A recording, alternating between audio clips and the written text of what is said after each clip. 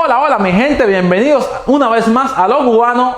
Y estamos aquí en jueves. Hoy seguiremos hablando de la migración cubana después del triunfo de la revolución. Y si quieres saber qué pasó en los últimos años, no te vayas de este canal que comenzamos. Vamos con ello.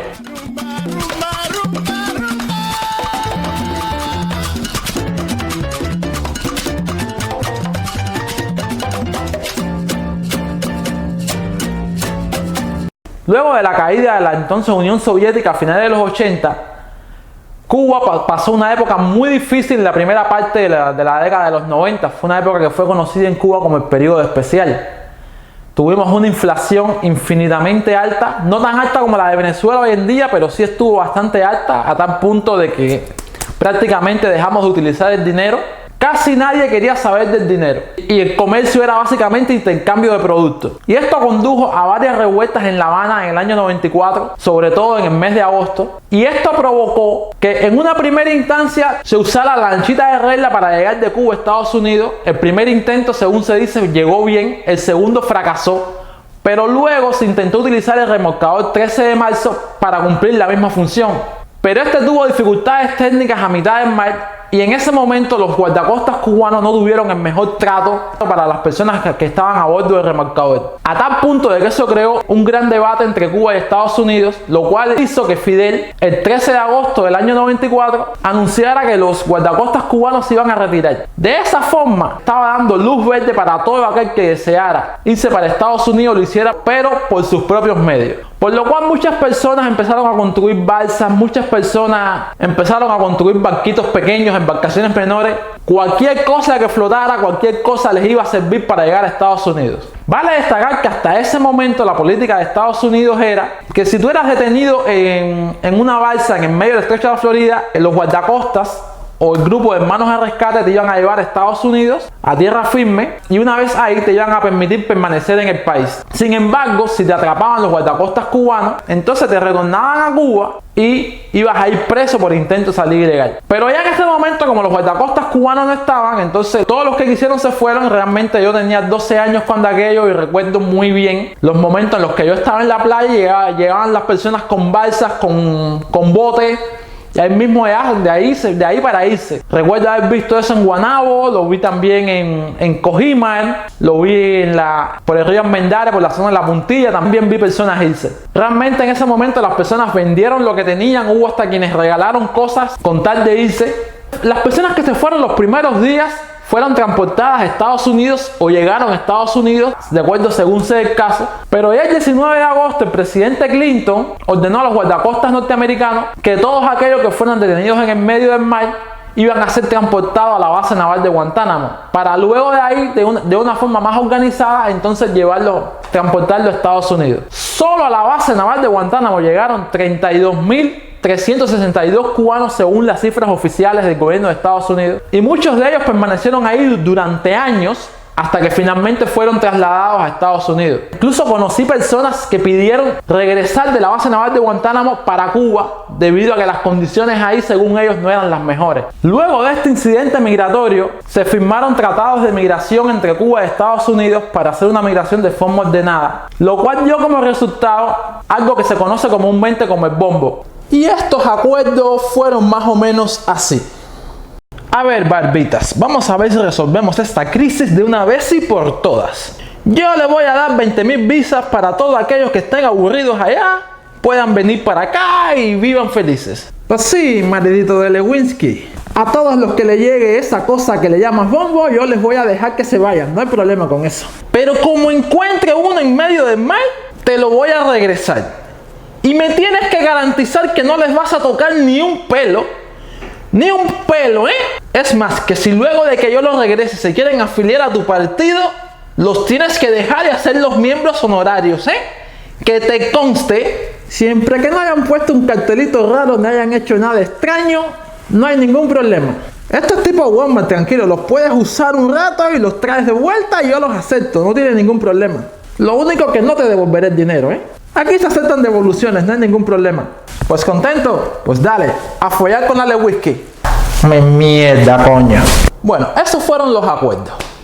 Pero como siempre se dice, una cosa es lo que se firma y otra cosa es lo que se hace. Y resultó ser que los cubanos que llegaron a Estados Unidos, bien por mar o por la frontera de México, luego de estos acuerdos, descubrieron algo como esto.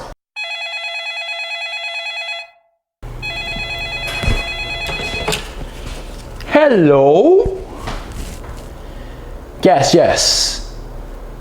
Sí, sí. Aquí habla Clinton, presidente Clinton. ¿De dónde me llamas? Ah, sí, de la frontera de Texas. Ah, ¿y qué quieres? ¿Qué quieres? ¿Qué quieres? Pero ¿qué me cuentas? ¿Cómo que han llegado unos cubanos a la frontera? ¿Y que tú no sabes qué hacer? Mira, tengo a Mónica Lewinsky esperándome allí en el hotelito de Okeechobee, así que no me hagas historia. Déjalos entrar y después veremos cómo resolvemos ese problema. Pues sí, ya veré si invento una ley... Una ley ahí de pies secos, pies mojados, o algo parecido. Ya déjalos entrar, yo me voy a ver a Mónica Lewinsky. Chao. Y esto fue lo que se conoció como la política presidencial de pies secos, pies mojados. Si llegas por mar, pero llegas a tierra, que es lo que se conocía como pies mojados, si logras pisar tierra de Estados Unidos, te dejaban quedarte. Si llegabas por la frontera, que era lo que se conocía como pies secos, entonces te dejaban quedarte también. Esto fue una clara violación de los convenios migratorios del año 94. Pero además de eso, Cuba, que en un principio se había comprometido a permitirle la salida a todas aquellas personas que le llegara el bombo. Ay, ¿quién diablos será a estas horas? Te juro que como sea para una basura, el culpable va a terminar mal. Sí, ¿qué quieres?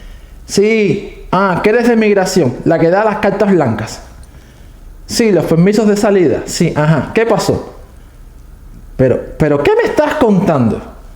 Que en lo que va de mes se han ido 3 médicos, 2 abogados, 4 cirujanos, 3 deportistas. ¿Qué me decías?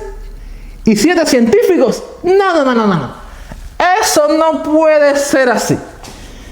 Ahí tienen que llevarse delincuentes y prostitutas. ¿Cómo va a ser eso?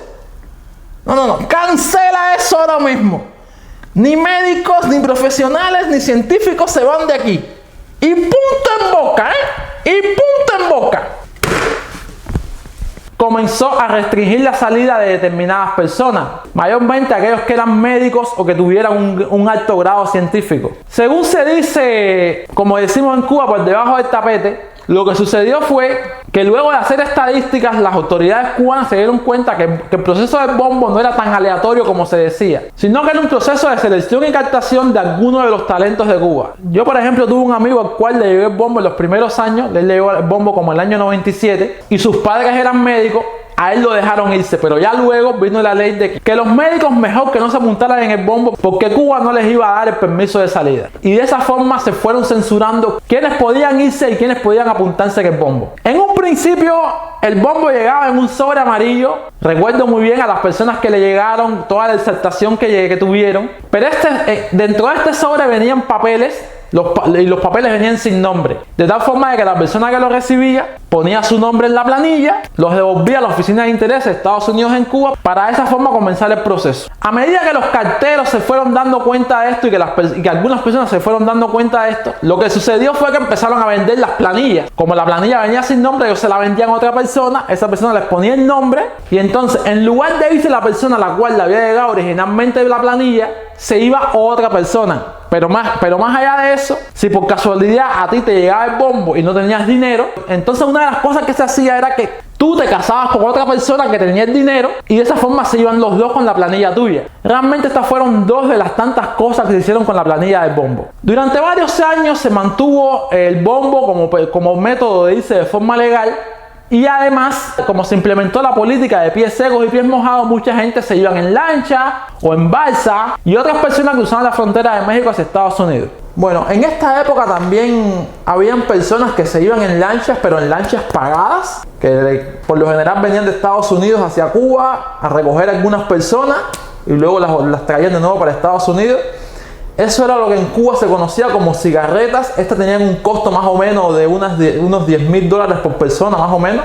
Los que salían de Cuba para algún tercer país, para después atravesar fronteras para llegar hasta la frontera de México con Estados Unidos. Y es así que llegamos a la primera década del siglo XXI. Muchos cubanos llegando en balsa a Estados Unidos. Aquí les dejo una estadística de migración de Estados Unidos donde les muestra a los cubanos que llegaron de forma ilegal por cada año. Y vean que a pesar de que sobre el año 2008-2009 hubo una tendencia a la baja, luego volvimos a tener las mismas cifras de antes. Y lo que es peor, si se fijan luego del año 2014, o sea 2015 y 2016, vean cómo esto se elevó de una forma exponencial. Y así fue como llegamos a enero del 2017 y es cuando sucede algo como esto. Y la gran mayoría de latinos que viven en Estados Unidos han reaccionado de manera positiva ante la reducción de los privilegios que tenía la comunidad cubana migrante. Nuestra enviada especial, Francesca Emanuele, nos cuenta los detalles. El fin de la política de pies secos, pies mojados, que daba un trato preferencial en materia migratoria a los cubanos que llegaban a Estados Unidos por vías ilegales, está en boca de todos y especialmente de los latinos. Y estoy de acuerdo, es una medida que ya debería haberse hecho hace muchos años atrás. Obama en los últimos días de su mandato le puso fin de una forma abrupta a la política de pies secos y pies mojados, cortando de esta forma el anhelo de varios cubanos de llegar a Estados Unidos. Y en este punto es en el cual nos encontramos el día de hoy. O sea, no hay ley de pies secos, pies mojados. Muchos cubanos aquí en Miami apoyaron la iniciativa, otros la repudiaron, pero lo cierto es que ya está, la decisión fue tomada y Trump, que fue el que vino después, no ha tenido ninguna intención de volver a aplicar esta política o ninguna política similar para este fin. Bueno, mi gente, llegados hasta aquí se nos ha acabado el tiempo, pero ahora el turno es para ti. Déjame en los comentarios si estás de acuerdo con que se haya eliminado la ley de pies secos, pies mojados, o si no lo estás. Aunque desde ya les digo que el tema de migración en este canal no acaba con este video, vamos a seguir hablando un poquitico más de este tema. Y si no quieres perderte cómo sigue esta historia, te recomiendo que te suscribas al canal, le dejas la campanita para que YouTube te avise cada vez que yo publique uno de estos videos. Dejen un like si les ha gustado el video y sin más nos vemos. Chao pescado.